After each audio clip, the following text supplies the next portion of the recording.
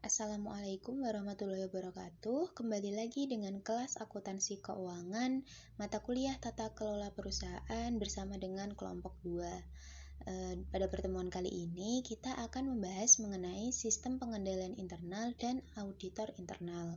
Sebelum lebih lanjut mempelajari tentang materi pertemuan kali ini, ada baiknya kita bertemu dengan teman-teman dari kelompok 2 yang akan memaparkan materi untuk pertemuan yang kali ini.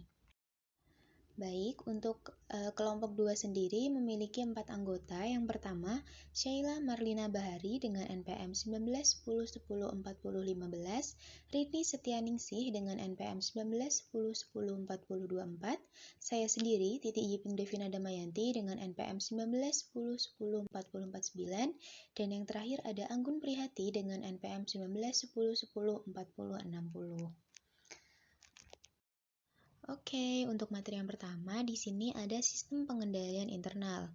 Sistem pengendalian internal merupakan salah satu perwujudan dari adanya GCG, yang mana seharusnya dapat diimplementasikan secara konsisten di dalam sebuah perusahaan.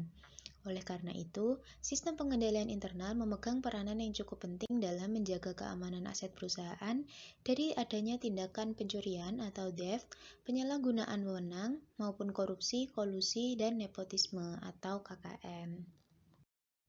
Baik, masih dengan sistem pengendalian internal, di sini terdapat bentuk peraturan yang terdapat di beberapa perusahaan yang ada di Indonesia. Yang pertama, sistem pengendalian internal di BUMN. Berdasarkan Peraturan Menteri Negara BUMN Nomor per 01/MBU/2011 pada tanggal 1 Agustus 2011 tentang penerapan tata kelola perusahaan yang baik atau Good Corporate Governance pada BUMN. Pada bagian ini menyebutkan mengenai sistem pengendalian internal atau Internal Control System yang sebagai berikut ini. Yang pertama, pada pasal 26 ayat 1 menyatakan bahwa direksi harus menetapkan suatu sistem pengendalian yang efektif untuk mengamankan investasi dan aset perusahaan. Yang kedua, ada pasal 26 ayat 2 yang menyatakan bahwa sistem pengendalian internal mencakup beberapa hal yang meliputi lingkungan pengendalian internal dalam perusahaan yang dilaksanakan dengan terstruktur, pengkajian terhadap pengelola risiko usaha atau risk assessment, aktivitas pengendalian, sistem informasi dan komunikasi, serta monitoring. Dan yang bagian terakhir yaitu pada pasal 27 menyatakan bahwa direksi menyusun ketentuan yang mengatur mekanisme pelaporan atas dugaan penyimpangan pada BUMN yang bersangkutan. Untuk selanjutnya ada sistem pengendalian internal di perusahaan publik. Praktik bisnis yang baik atau best business practice di dunia internasional mengharuskan kepada perusahaan yang go public atau terdaftar di pasar modal untuk bisa menerapkan kerangka sistem pengendalian internal atau Internal Control System Framework dan melakukan evaluasi serta melaporkan pengendalian internal secara tersendiri, yang dimana hal tersebut bertujuan untuk meningkatkan efektivitas pengendalian internal dan transparansi, serta akuntabilitas perusahaan kepada publik. Baik, untuk materi yang selanjutnya akan dijelaskan oleh teman saya, Sheila Marlina Bahari. Terima kasih. Baik, selanjutnya saya akan menjelaskan materi yang selanjutnya yaitu mengenai auditor internal atau satuan pengawasan internal. Baik, pada materi mengenai auditor internal atau satuan pengawasan internal yang akan dibahas materi yang pertama yaitu mengenai paradigma baru auditor internal. Auditor internal atau internal auditing menurut The Institute of International Auditor pada tahun 2001, ia menjelaskan definisi mengenai auditor internal yaitu merupakan sebagai suatu aktivitas independen dalam menetapkan tujuan dan juga merancang aktivitas konsultasi atau consulting activity yang bernilai tambah atau value added dan juga meningkatkan operasi suatu perusahaan.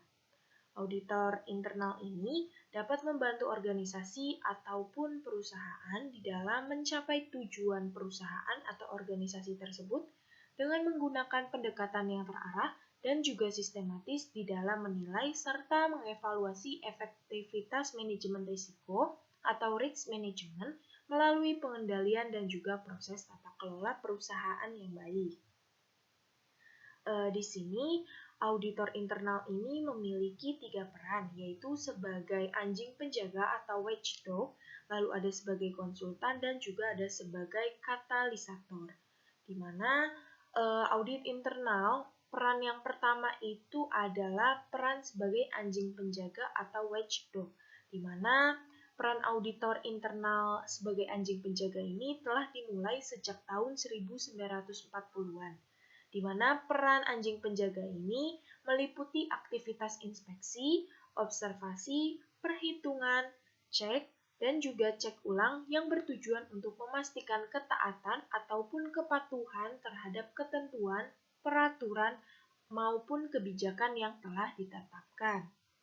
Lalu, peran yang kedua mengenai audit internal yaitu adalah peran sebagai konsultan, di mana peran audit internal ini baru muncul sekitar tahun 1970-an. Peran sebagai konsultan ini diharapkan dapat memberikan manfaat berupa nasihat atau advice dalam pengelolaan sumber daya, research, organisasi guna membantu tugas para manajer operasional di dalam suatu perusahaan.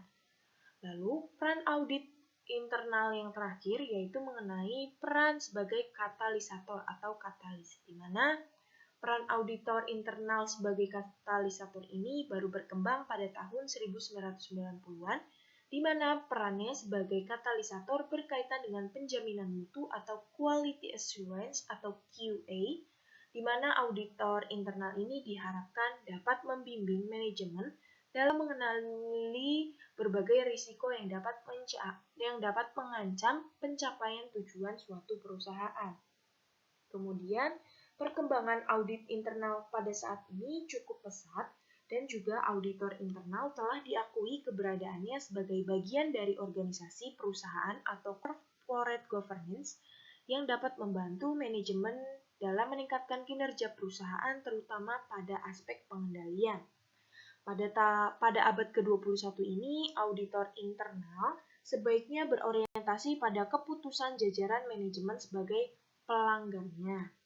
Karena ini auditor internal tidak hanya sekedar berperan sebagai anjing penjaga, tetapi auditor internal ini dapat berperan sebagai mitra bisnis bagi manajemen.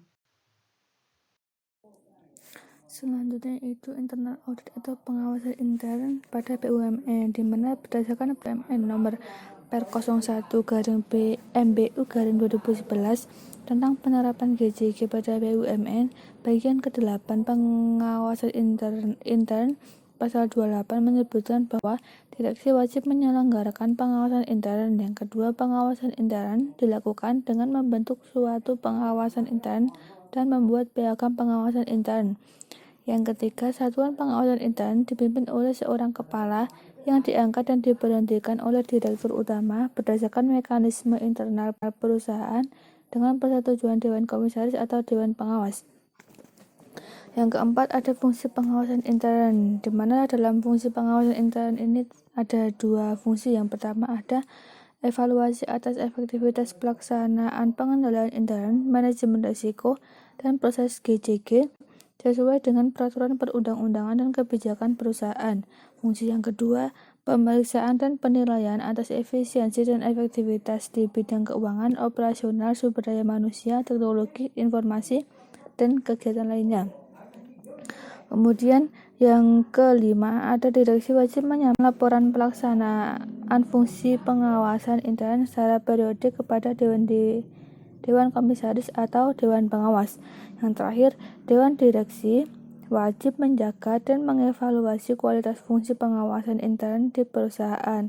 Kemudian selanjutnya ada internal audit di perusahaan publik, di mana berdasarkan keputusan BAPEPAM LK atau Badan Pengawas Pasar Modal Lembaga Keuangan melalui peraturan nomor 9.1.7,496/PL/2008 tentang pembentukan dan pedoman penyusunan piagam unit internal audit. Antara lain, yang pertama ada dalam peraturan ini Yang dimaksud dengan pertama, audit internal adalah suatu kegiatan pemberian keyakinan dan konsultasi yang bersifat dan objektif dengan tujuan untuk meningkatkan nilai dan memperbaiki operasional perusahaan melalui pendekatan yang sistematis dengan cara mengevaluasi dan meningkatkan efektivitas manajemen risiko, pengendalian, dan proses GJG. Yang kedua ada unit audit internal adalah unit kerja dalam emiten atau perusahaan publik yang menjalankan fungsi audit internal. Kemudian yang kedua, emiten atau perusahaan publik wajib memiliki unit audit internal.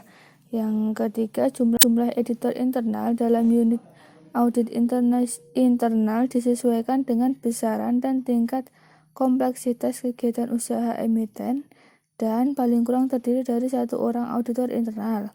Yang keempat, emiten atau perusahaan wajib memiliki piagam audit internal atau internal audit charter.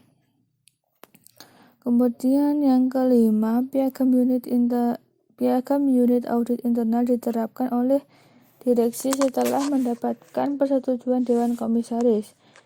Yang keenam, setiap pengangkatan, penggantian, dan kepala unit audit internal segera diberikan kepada Bapepam dan LK. Yang ketujuh, dengan tidak mengurangi ketentuan pidana di bidang pasar modal, Bapepam dan LK berwenang mengenakan sanksi terhadap setiap pelanggaran ketentuan peraturan, termasuk pihak-pihak yang menyebabkan terjadinya pelanggaran tersebut. Selanjutnya ada pendekatan audit berbasis risiko atau risk-based audit approach. Pendekatan ini memerlukan keterlibatan auditor internal dalam penentuan risiko atau risk assessment. Penentuan risiko ini menyoroti peran audit internal dalam mengidentifikasi dan menganalisis risiko bisnis yang dihadapi oleh perusahaan. Auditor internal ini dapat menjadi mitra manajemen dalam meningkatkan risiko keuangan atau loss serta memaksimalkan peluang atau opportunity yang dimiliki perusahaan. Penentuan tujuan dan ruang lingkup audit serta alokasi sumber daya auditor internal sepenuhnya didasarkan pada prioritas tingkat risiko bisnis yang dihadapi organisasi. Penentuan risiko ini memiliki 3 konsep penting. Yang pertama ada tujuan, kedua risiko, dan yang terakhir ada pengendalian. Tujuan atau goals ini merupakan hasil atau outcome yang diharapkan dapat dihasilkan oleh suatu proses atau bisnis. Yang kedua risiko atau risk ini kemungkinan suatu kejadian atau tindakan akan mengandalkan atau berpengaruh negatif terhadap kemampuan organisasi dalam mencapai tujuan bisnis. Yang ketiga ada pengendalian atau kontrol, merupakan elemen organisasi yang mendukung manajemen dan karyawan dalam mencapai tujuan organisasi. Agar audit berbasis risiko ini dapat berhasil dengan baik, diperlukan kerjasama antara auditor internal dengan manajemen dalam melakukan penilaian mandiri atas pengendalian atau kontrol self-assessment. Penilaian ini merupakan proses di mana manajemen melakukan penilaian sendiri atau self-assessment terhadap pengendalian atas aktivitas di unit operasional masing-masing dengan bimbingan auditor internal. Manajemen melakukan identifikasi atas risiko bisnis serta mengevaluasi apakah terdapat pengendalian yang dapat mengurangi risiko, kemudian mengembangkan rencana tindakan atau action plan untuk meningkatkan pengendalian. Manfaat dari penilaian kemandirian atas pengendalian ini adalah munculnya kesadaran bahwa tanggung jawab untuk menilai risiko dan efektivitas pengendalian aktivitas dari suatu organisasi berada di puncak manajemen sendiri, sehingga dapat meningkatkan rasa kepemilikan atas pengendalian atau ownership of control. Saya, Anggun Prihati dengan PM 1910104060 akan menjelaskan materi yang selanjutnya mengenai audit internal bernilai tambah. Auditor internal perlu membangun dan menjaga hubungan baik dengan pihak yang diaudit melalui pemantauan tindak lanjut serta penerimaan umpan balik oleh pihak yang diaudit. Ruang lingkup dari audit internal bernilai tambah meliputi yang pertama audit sistem informasi, yang kedua audit kepatuhan, yang ketiga audit laporan keuangan dan pengendalian, yang keempat audit program dan kinerja. Agar auditor internal dapat berfungsi sebagai auditor yang bernilai tambah, maka para auditor internal hendaknya dapat melakukan penilaian atas yang pertama efektivitas operasional dan mutu, yang kedua risiko bisnis, yang ketiga pengendalian bisnis dan proses, yang keempat efisiensi proses dan bisnis, yang kelima peluang penurunan biaya, yang keenam peluang eliminasi pemborosan, dan yang ketujuh efektivitas tata kelola perusahaan. Tujuan dari audit bernilai tambah adalah agar auditor internal dapat yang pertama memberikan analisis operasional secara objektif dan independen, yang kedua menguji berbagai fungsi, proses, dan aktivitas suatu organisasi serta rantai nilai eksternal. Yang ketiga, membantu organisasi dalam merancang strategi bisnis yang objektif. Yang keempat, melakukan penilaian secara sistematis dengan pendekatan multidisiplin. Yang kelima, melakukan evaluasi dan menilai efektivitas dari manajemen risiko serta proses pengendalian dan tata kelola. Materi yang selanjutnya mengenai peran auditor internal dalam kecurangan. Auditor internal berfungsi membantu manajemen dalam pencegahan atau prevention, pendeteksian atau detection, dan penginvestigasian atau investigation kecurangan yang terjadi di suatu organisasi atau perusahaan. Yang pertama, pencegahan kecurangan. Salah satu cara yang paling efektif untuk mencegah timbulnya kecurangan adalah melalui peningkatan sistem pengendalian internal, selain melalui struktur atau mekanisme pengendalian internal. Dalam hal ini, yang paling bertanggung jawab atas pengendalian internal adalah pihak manajemen suatu organisasi. Auditor internal bertanggung jawab untuk membantu pencegahan kecurangan dengan jalan melakukan pengujian atau tes atas kecukupan dan keefektifan sistem pengendalian internal dengan mengevaluasi seberapa jauh risiko potensial telah diidentifikasi. Yang kedua, pendeteksian kecurangan.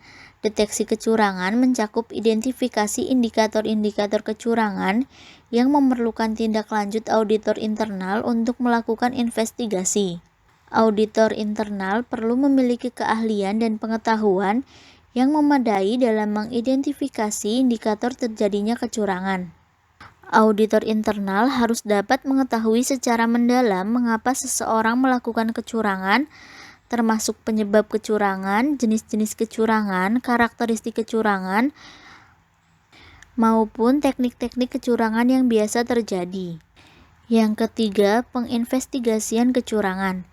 Investigasi merupakan pelaksanaan prosedur lebih lanjut bagi auditor internal untuk mendapatkan keyakinan yang memadai apakah kecurangan yang telah dapat diidentifikasi tersebut memang benar-benar terjadi. Pelaksanaan audit investigasi mengikuti work instruction serta ketentuan yang telah ditetapkan oleh standar profesi audit internal maupun organisasi Institute of Internal Auditor. Selanjutnya, peran auditor internal dalam mewujudkan GCG. Auditor internal dapat berperan dalam mendorong terwujudnya GCG di perusahaan. Beberapa hal yang perlu mendapat dukungan penuh dari auditor internal misalnya, yang pertama, mendorong transparansi dan integritas dalam pelaporan keuangan perusahaan. Yang kedua, mendorong akuntabilitas dalam pengelolaan aset perusahaan. Yang ketiga, mendorong pertanggungjawaban perusahaan kepada publik melalui corporate social responsibility, community development, atau program kemitraan dan bina lingkungan. Yang keempat, mendorong independensi perusahaan terhadap pihak-pihak terkait, termasuk pemegang saham minoritas. Dan yang kelima, mendorong kewajaran dalam pengadaan barang dan jasa, termasuk dipastikannya tidak ada pelanggaran terhadap Undang-Undang Anti Monopoli dan Persaingan Usaha yang sehat.